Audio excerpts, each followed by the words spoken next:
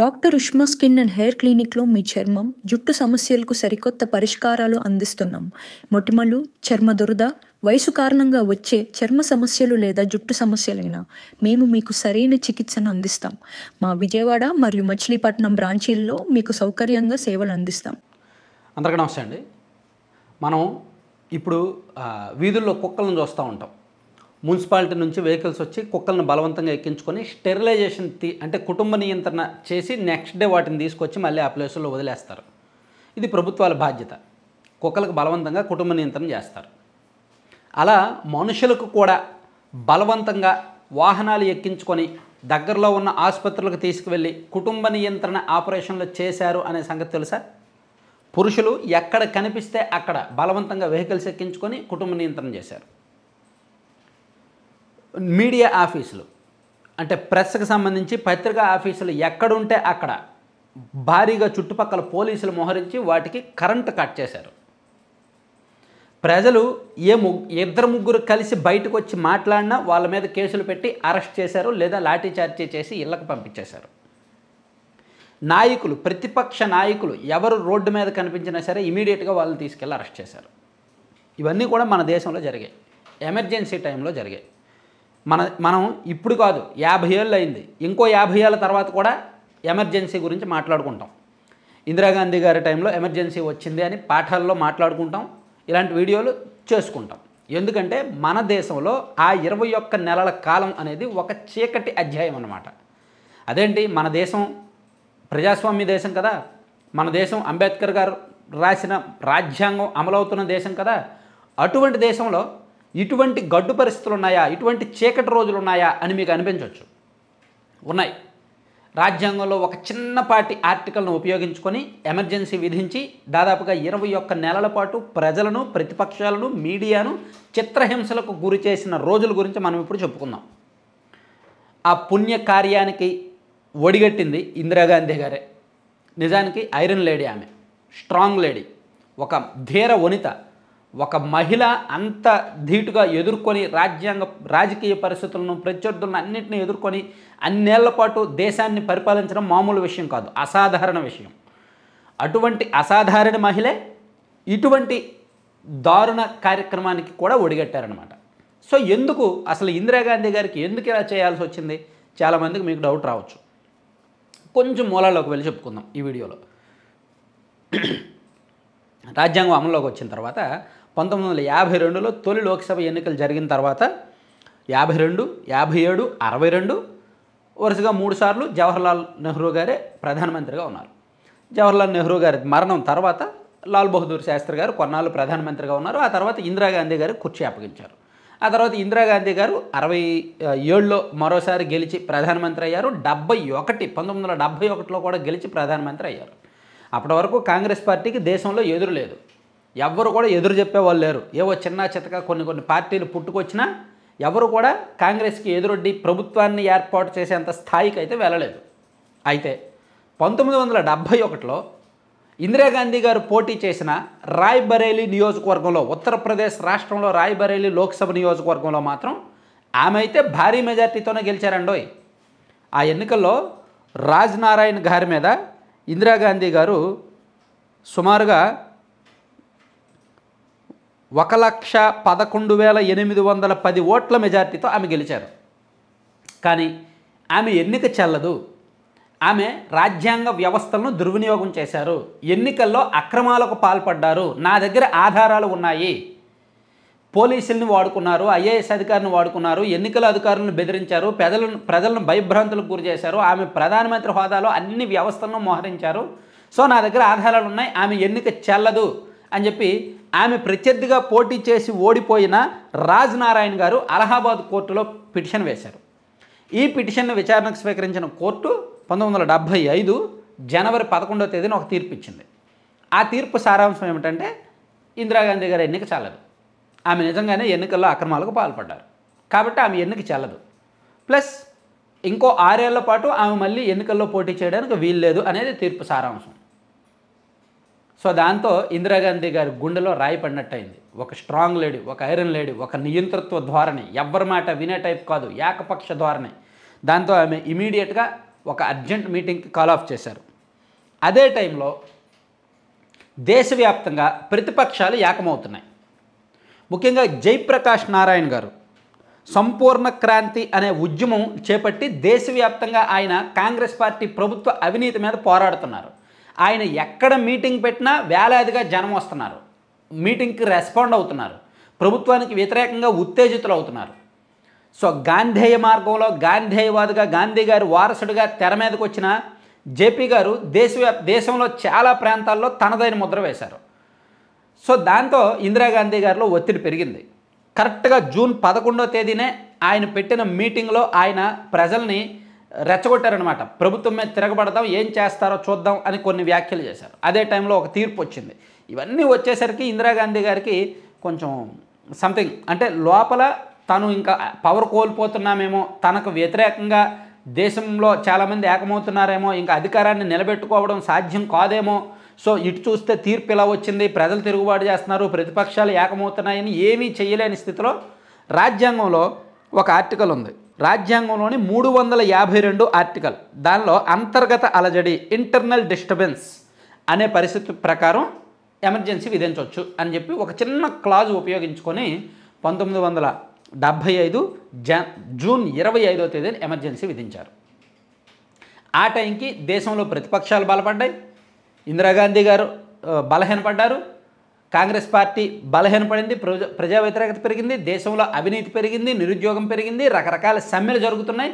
So ఈ సమ్మెలను అడ్డుకోవాలన్నా, ఉద్యమాలను అడ్డుకోవాలన్నా, ప్రతిపక్షాలను అడ్డుకోవాలన్నా, తన బలం నిరూపించుకోవాలన్నా, వ్యవస్థలన్నీ తన కంట్రోల్లో ఉండాలన్నా ఖచ్చితంగా ఎమర్జెన్సీయే ఒక మార్గం అని చెప్పి ఎమర్జెన్సీని ప్రకటించారు. ఆ ఎమర్జెన్సీ సమయంలో ఏం చేశారు? పౌర హక్కుల ఉల్లంఘనలు ఎక్కువగా జరిగాయి. అంటే ప్రజలకు ఎవరికి స్వేచ్ఛను ఇవ్వాల, భావ వ్యక్తీకరణ స్వేచ్ఛను హరించారు. పోలీసులు అధికారులు రోడ్ల మీదకి వచ్చి జనం ఎక్కడ కల్పిస్తే అక్కడ కొట్టారనమాట, కొట్టి లోపలికి పంపించారు. ఏ ఇద్దరు ముగ్గురిని కలిసి మాట్లాడుకునే వాళ్ళ. అలాగే ప్రతిపక్ష నాయకులను అందరినీ అరెస్ట్ చేసేశారు. జయప్రకాష్ నారాయణ గారు, మొరార్జీ దేశాయ్, అటల్ బిహారీ వాజ్పేయి, లాల్ కృష్ణ అద్వానీ వంటి వేలాది మంది ప్రతిపక్ష నాయకుల్ని అరెస్ట్ చేసి జైళ్ళలో పెట్టారు.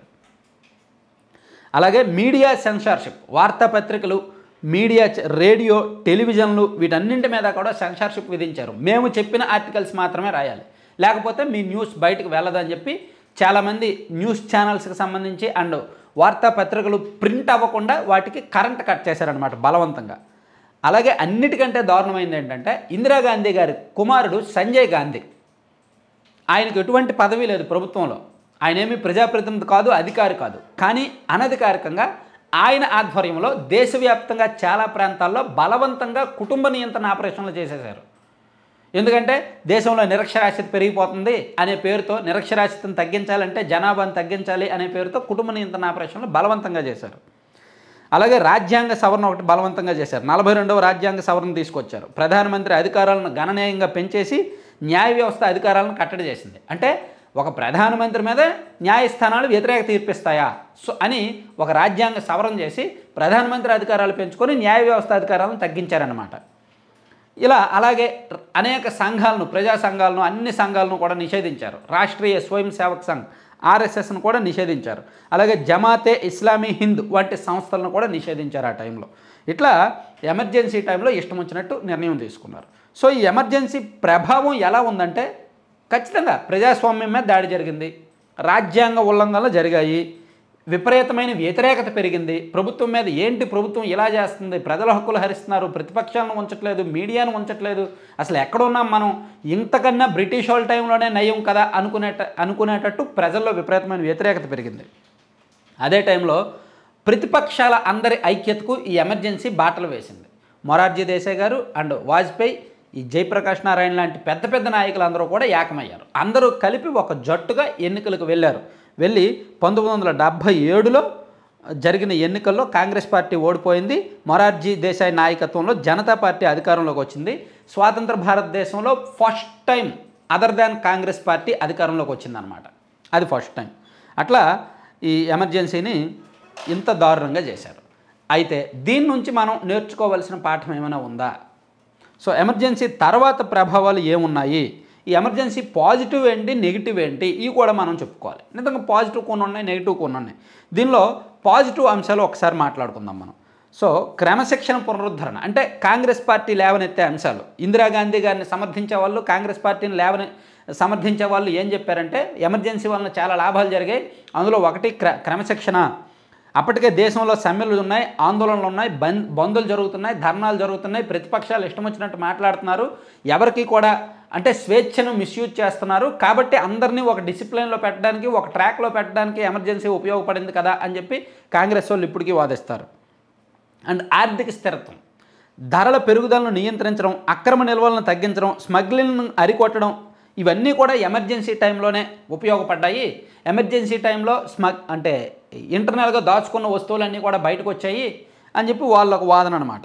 అలాగే ప్రభుత్వంలో జవాబుదారీతనం పెరిగింది, వేగం పెరిగింది, అవినీతిని అరికట్టడానికి ప్రయత్నాలు జరిగాయి అని చెప్పి చెప్పుకొచ్చారు. అలాగే సంజయ్ గాంధీ ఆధ్వర్యంలో బలవంతపు కుటుంబ నియంత్రణ కార్యక్రమం వివాదాస్పదమైనప్పటికీ నిరక్షరాస్యత నిర్మూలన, వృక్షారోపణ వంటి కొన్ని సామాజిక కార్యక్రమాలు జరిగాయని చెప్పి కాంగ్రెస్ పార్టీ వాళ్ళు దాన్ని సమర్థించుకుంటారు. అది సమర్థన. సో అయితే ఇదంతా పాజిటివ్ వాళ్ళు చెప్పుకుంటుంది, కానీ పాజిటివ్ కంటే నెగిటివ్ ఇంపాక్ట్ విపరీతంగా ఉంది. పాజిటివ్ ఒక 20% ఉంటే నెగిటివ్ 80% ఉంది. సో అందుకే పాజిటివ్ని ఎవరు మాట్లాడుకోరు, ఎమర్జెన్సీ టైంలో పాజిటివ్ అంశాలు ఎవరు మాట్లాడుకోరు. ఈవెన్ నేను ఇప్పుడు చెప్పినందుకు నన్ను కూడా మేబీ కామెంట్లో తిట్టొచ్చు. సో అంటే నేను కాంగ్రెస్ వాదననే చెప్పాను అనమాట. సో ఎమర్జెన్సీ టైంలో కొంత పాజిటివ్ ఏంటంటే నెగిటివ్ ఏంటంటే ప్రాథమిక హక్కుల ఉల్లంఘన, అంటే ప్రజల హక్కులను ఉల్లంఘించారు. అలాగే ప్రతిపక్ష నాయకుల అరెస్టులు, అలాగే మీడియా సెన్సార్షిప్, బలవంతపు కుటుంబ నియంత్రణ, రాజ్యాంగ సవరణ చేయడం, అధికార దుర్వినియోగం చేయడం, ప్రజాస్వామ్యానికి విపరీతమైన నష్టం జరగడం, ఇవన్నీ కూడా అసలు మనం రాజ్యాంగబద్ధమైన దేశంలో ఉన్నామా అనిపించేలా చేశాయన్నమాట. సో దానివలన ఎమర్జెన్సీ ఫలితాల వలన ఈ ఎమర్జెన్సీ ప్రకటించిన కారణంగా కాంగ్రెస్ పార్టీ చరిత్రలో ఫస్ట్ టైం 1977 ఎన్నికల్లో ఓడిపోయారనమాట. సో ఆ తదనంతర పరిణామాలు కూడా మనకి ఎమర్జెన్సీ తర్వాత ఏం జరిగింది అనేది కూడా మనం చెప్పుకోవాలంటే షా కమిషన్ ఒకటే ఏర్పాటైంది. ఎమర్జెన్సీ విధించిన తర్వాత జనతా ప్రభుత్వం అధికారంలోకి వచ్చిన వెంటనే జస్టిస్ జేసీ షా నేతృత్వంలో కమిషన్ ఏర్పాటు చేశారు. ఈ కమిషన్ ఎమర్జెన్సీ కాలంలో జరిగిన అధికార దుర్వినియోగం, ఈ బలవంతపు కుటుంబ నియంత్రణ ఆపరేషన్లు, ఉల్లంఘనలు, రాజ్యాంగ ఉల్లంఘనలు, వీటన్నింటి మీద కూడా విచారించి ఒక నివేదిక ఇచ్చిందనమాట. అలాగే అప్పుడు ఆ అన్యాయాలను, అక్రమాలను అన్నీ బహిర్గతం చేశారు. అలాగే రాజ్యాంగ సవరణలు చేశారు. 44వ రాజ్యాంగ సవరణ చేసి, ఇది రాజ్యాంగంలో ఆర్టికల్ 352 ఉంది కదా, ఇంటర్నల్ డిస్టర్బెన్స్ అని, అంతర్గత అలజడి అని, ఆ పదాన్ని తొలగించి సాయుధ తిరుగుబాటు అనే పదాన్ని తీసుకొచ్చారు. దీని అర్థం ఇకపై ప్రభుత్వం కేవలం అంతర్గత అలజడి పేరుతో ఎమర్జెన్సీని విధించలేదు, సాయుధ తిరుగుబాటు ఉంటేనే అది సాధ్యమవుద్ది అని చేర్చారనమాట. అలాగే రాష్ట్రపతి క్యాబినెట్ యొక్క లిఖితపూర్వక సలహా తర్వాత మాత్రమే ఎమర్జెన్సీని ప్రకటించాలి అనే ఒక నిబంధన తీసుకొచ్చారు. అలాగే ఆర్టికల్ 20 నేరాలకు సంబంధించి రక్షణ మరియు ఆర్టికల్ 21 జీవితం మరియు వ్యక్తిగత స్వేచ్ఛకు సంబంధించి ప్రాథమిక హక్కులను అత్యవసర స్థితి సమయంలో కూడా రద్దు చేయలేరు. అంటే ఎమర్జెన్సీ టైంలో కూడా ప్రజలకు ఉన్న హక్కులు రద్దు చేయకూడదు, ఆర్టికల్ 20, 21 రద్దు చేయబడవు అని చెప్పి చాలా తీసుకొచ్చారనమాట. ఇట్లా ఎమర్జెన్సీ దారితీసిన పరిస్థితులు, ఆ టైంలో జరిగినాయి, ఆ టైం తదనంతర పరిణామాలు, ఇవన్నీ కూడా మనం చాలా సింపుల్గా చెప్పుకున్నాం. సో ఇప్పుడు ఎమర్జెన్సీ జరిగి ఇవాళకి కరెక్ట్గా 50 సంవత్సరాలు.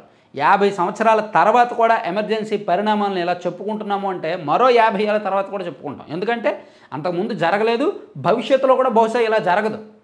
ఇంత జరిగితే ప్రజలు తిరుగుబాటు చేసేస్తారు. అప్పట్లో అంటే ప్రజల్లో కొంత భయము, నిరక్షరాస్యత, అనాగరికత, వెనుకబాటుతనం ఇవన్నీ ఉన్నాయి కాబట్టి ఎవరు బయటకు రాలేకపోయారు. అండ్ అప్పట్లో రాజకీయ చైతన్యం, సామాజిక చైతన్యం లేదు కాబట్టి ఎవరు బయటకు రాలేకపోయారు. ఉన్న కొద్ది మందిని కూడా అరెస్ట్ చేసి జైల్లో పడేశారు. కానీ ఇప్పుడు అలా ఉండదుగా, ఇప్పుడు విపరీతంగా తిరుగుబాటు వచ్చేస్తుంది. అందుకే ఎమర్జెన్సీ అనేది భవిష్యత్తులో రాదు, కానీ ఇది మాత్రం దేశంలో చీకటి రోజులుగా మిగిలిపోద్ది అన్నమాట.